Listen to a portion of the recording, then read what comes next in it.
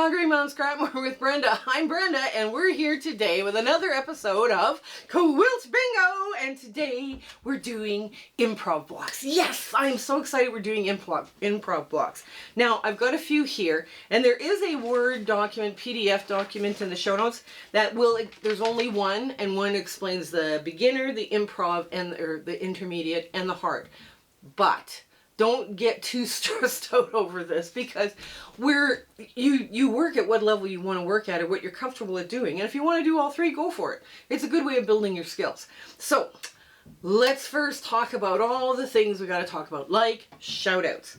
Laura Lynn at the Mom and Pop Quilt Shop is a fellow Canadian, and she is such a wonderful talent, and quilter and long armor, and you guys have got to go check her out. If you haven't checked her out, please do. Her show notes, or her YouTube channel, is going to be in our show notes below, as well as Jennifer Sampow.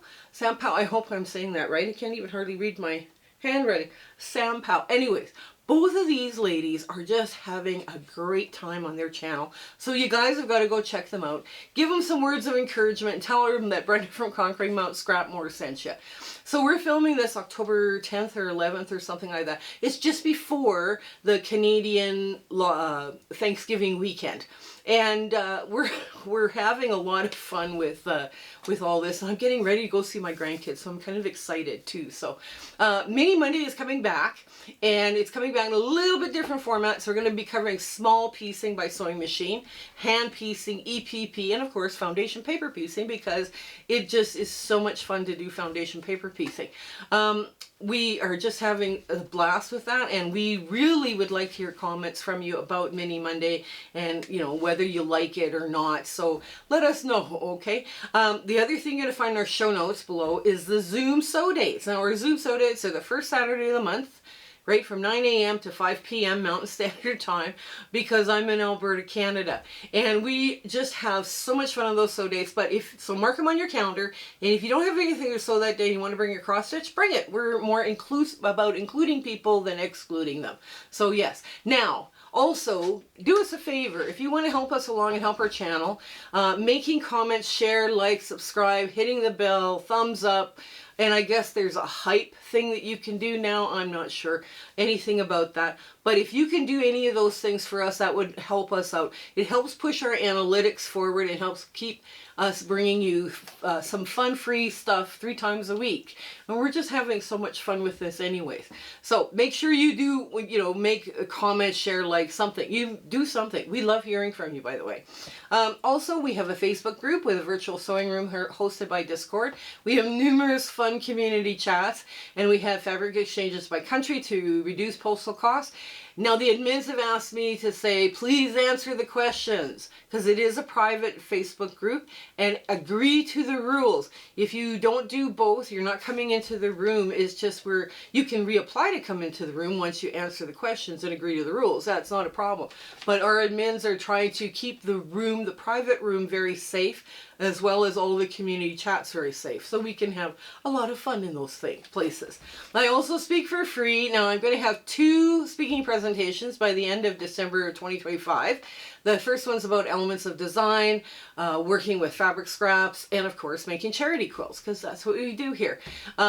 So you can get a hold of me either by email under the About tab or through the Facebook group. Just send me a private message. I'm really fast under Facebook, not so fast under email, but I do get back to you. Also, shout outs. If you guys see shout outs of other channels, quilting channels, that are just having a blast and having a good time and, putting out some real fun content, please send me the link and, let me know about it. And again, send it by email or by Facebook. Now, we have a list of shout outs. I'm giving them 2 at a time. I'm trying to get as many people shouted out before Christmas as we can. But if we come up with 2 shout outs every episode, that would be putting out a lot of good karma out into the world, right? So helping others out. Also, after Quilt Bingo is done, we start our next sew along called Twinkle Twinkle. And Twinkle Twinkle is one of those quilt projects. I think I've made it in 2 or 3 sizes. I have to check for sure. But it's going to be a fun little sew along. And of course, save your strings. right? That's all you're going to get. Save your strings. Now, if you're anti-string, you can cut it out of, you know, your fabric. It'll be fine. But it's going to be fun. I think it's going to be kind of an interesting little sew along. So, anyways, I think that's it. Yes, that's it. So come on in. Let's get to the sewing of improv blocks. Okay. So the PDF that's in the show notes, so there's only one PDF and it covers both the beginner, intermediate, and hard. We're going to show the beginner one. And basically we're going to do crumb blocks. Crumb blocks is probably the oldest method of improv quilt blocks there is. You know, the intermediate is a different one and a hard one's a different one. But the improv one for quilt blocks, that's one that everybody kind of understands how to do. Now I decided I was going to go with red, blue, yellow, and green because that's my color palette for these. And I thought, okay, each one of these is going to be different. So let's make the red one now because I just want to show you how to do the red ones, or the red one. So what you do is you get some funky little colors, things like this. Oh, let's see. I can put this in here and get rid of this. There we go. Yeah, there. We can put some, oh no. Let's, no. Okay, so you want this to be varied, right? And you need some that's going to be about 6 across. So here we are. I gotta find my foot pedal again. And you can either sew with a flat foot or a 1/4 inch foot. I try to do a 1/4 inch seam, but sometimes they're scant 1/4 inches, sometimes there's oversized 1/4 inches. Depends on what I'm working with, right? Really. And we just try and do your best to stay flat and straight. Now some of this stuff I have sewn together already, and some of it I have not. So what we're going to do is we're just going to keep working on this method just to get some stuff going here. And I know once I'm over 6.5, then I'm good. I don't have to put anything more in. And this will be, oh, this will be way over 6.5, but that's okay. I'll just sew this extra piece on. So what I've been doing with my crumbs is sewing together little leader enders as leader ender things, and I'm just finding that is very productive for me. And it's been kind of fun to do this as well, you know. It's like, okay, yeah, so I add that one on, it's going to be 6.5. So I got 2 pieces now that are almost bigger than 6.5, so that's good. Now I'm just going to, now I'm going to grab another one here that's already a bit underway and get a different color totally. Ooh, look at that. I'm going to put that here. That on the end. That'll be 6.5, right? Yes, it will. So I want to see how far I got because I'm just putting little squares together for now, right? I just pulled them out of my crumb bin. I grabbed them randomly. There's no thinking. There's just anything that's a half square, like a triangle. I sewed my triangles together. I sorted my work so that the 2.5 inch cutoff stuff is about the same as the, you know, is all put together, sewn together. The stuff that's 2 inch, because a lot of my stuff from my crumbs is stuff that's left over from, you know, cutting, right? So that's mostly where I'm making my crumbs from. So well, now I want to do that, and I want to do, okay, and I just, what you would do is you would press, like I'm just scraping them down with my my fingers here. That looks pretty straight because I want a straight line to sew on, right? That's a little, now this one has some weird little bits. So we line it up the best we can, and we get rid of the weird bits, and we sew them on. Now, some of these, like this one right here, is on bias, so that I want to sew something across it to help it stay in the right shape. So I'm just going to run this through, and I want to try and make my seams press open. So that, for some reason, these blocks lay a little flatter if you can get them to press open. But sometimes, I mean, it's just impossible. It doesn't matter what you do. What you do to them, they're not going to lay flat. Alright, so, okay. Now, we're going to see what this brought us. There, and you just keep adding and sewing and sewing and adding. And I've got a straight line except for this bit right here that can go.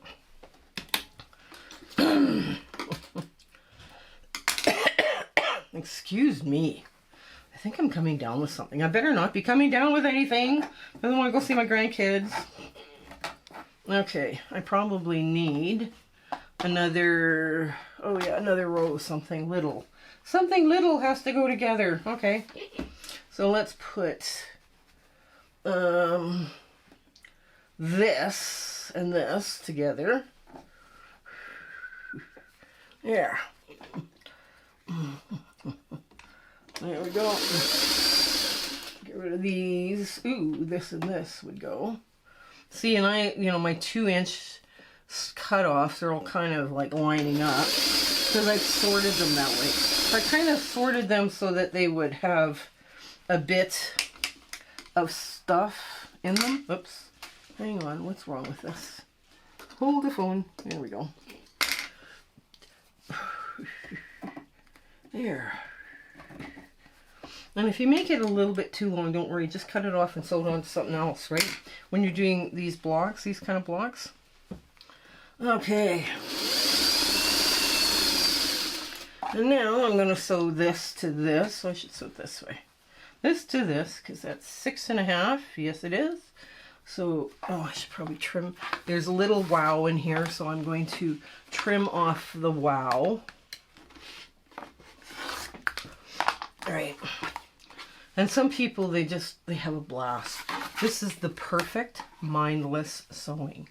If you're into, like, I want a day of where I just sit and no stress and this happen, this is the perfect project for you, because it's just a nice way to sit down and have some fun and not worry about stuff. Okay, now I'm going to sew these two together. There we go, just like so. There. And if I've sewed something too long together, I just either rip my stitching or cut it off. It's fine, it works, it all works. And I'm just going to finger press this out like so. Now it's wide enough, but it is, or it's tall enough. It's tall enough but not wide enough. So, excuse me. Okay, get this opened up. Now, which is going to fit better, this way? Ooh, that could be fun. Or this way. Let's do this. This way works. Or we could do it this side. Yeah, that works too. Oh, that works when I go like this. So let's just cut that off. There. It works. Believe it or not, it works. I know, it's improv. I've been doing this crumb carnage. I've been doing exactly this method under crumb carnage. So if you're looking for ideas on how to do this, I mean, I go through my crumbs and I basically annihilate them as best I can by making little blocks just like this, right? So, okay. So I think I've got 6 by 6.5 by 6.5. Let's just finger press this out just to make sure. There we go. I have nails that will cut through drywall. So I've got a 6.5-inch ruler right here, ready to go, and I have met my goal. So up like that. This piece here is actually big enough to go back in to be sewn. So I'm just going to put that over there like so. And go across like this. And now flip this around. And we've got rather a unique block here, very quick. It didn't take us long to do, right? I mean, I could talk longer about these things if I wanted to. So now, to make your improv block for Quilt Bingo, what you're going to do is you're just going to lay these out just like this. And I have made some craziness here. I thought, craziness works. It works. It looks fine. So now we've got this improv quilt block, and we're going to take this just like so, just like a 4-patch. I mean, you could have, if you wanted to, you could have mixed up whatever your palette you're making and just make 4 blocks and then sew them together until you had 12.5 inch, or, you know, take 1 block and put all your color bits in and bobs. And I always find it's with quilt blocks like crumb blocks, it's always nice to add in a little bit of light, right? So if you were doing a yellow one and you had yellow print, a little yellow print on the white background, that would, I would include that one in this, just because it would create some light within the block. Otherwise the blocks get really heavy and dark.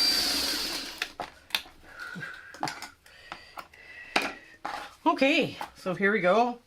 There's one. Then we flip it over this way.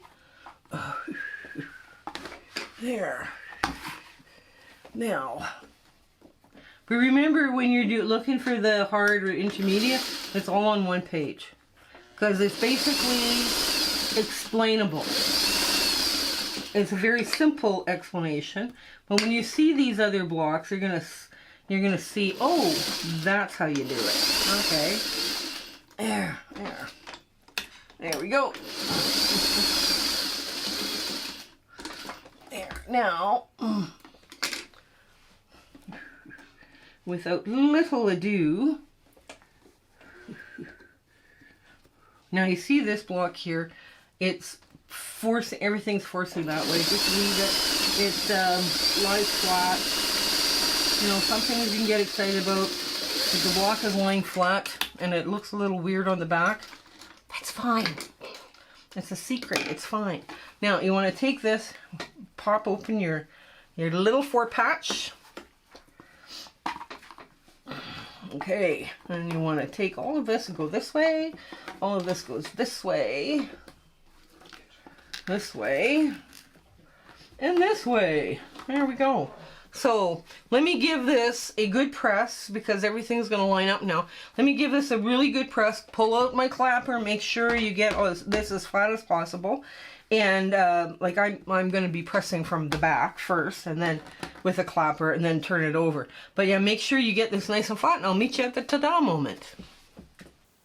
So these are our little fun crumb blocks, and we just have so much fun with them. And yes, we're staying in the color palette of the red, the blue, the yellow, and the green. We're just having a little bit too much fun. You could mix these up. You could do whatever you want. You can make just one, you know, crumb block that's 12.5 inch finish, and it would work out. It would probably look great. I have lots of crumbs on each of these colors, so I decided to separate mine. But you do you the best. Now, the intermediate one is, I decided, okay, we're going to show you how to do log cabins. And log cabins basically are strings that you use and you float around just like you would a regular log cabin, but you're not worried about size or what size they are. So you can end up with some very interesting effects with this. Now, if you did all your log cabin blocks the same, you could put blue against blue and green against green, and it would look like a lantern, a Chinese lantern. So you can get some really cool effects with this. But like I say, this one was just a lot of fun. It was fun. They're fun to do. And don't forget to throw in some light or paler colors in to also bring in light into the block. That's very important. Now, the hard one is not really hard. This is Hills and Valleys. And this is improv curved piecing. And what you're doing is you're doing like you're doing a drunkard's path freehand. basically one, and you've got all your fabrics lined up. Now the instructions do talk about it, but basically what you want to do is you want to keep cutting curves in there until you have all 4 colors in each block. That's important, because now you have a very mixed, you know, craziness. And you could have done this with 16 blocks, you could have done this with like 30 blocks, whatever. But you have all the different colors. You have 4 different colors in the 4 little quadrants. So this is one hill, this is one hill, this is a valley kind of thing, right? So you have that kind of play going on. And these are just a lot of fun, simple, and you keep sewing them together until they're the right size, and then you trim them. Really, really simple, but a lot of fun. And it does help with your curved piecing, to learn that skill as well. So I hope everything's going great for you in your life and your 1/4 inch seam is perfect, because that would make my day absolutely perfect too. So stay well and take care until we see each other again. Okay, bye! My husband and I would like to thank you for all of your support and watching our videos and sharing and liking. It has just been, you've put us on such an amazing journey, and we are having so much fun. I hope everything is going so well in your life, and you know, your 1/4 inch is perfect, everything is working out for you. And we're just so happy to be part of your lives, and you having, like I say, you're watching us. I was just so thrilled that you're doing that. So I want to say goodbye, and I want to thank you with all my heart. Okay? Take care. Bye.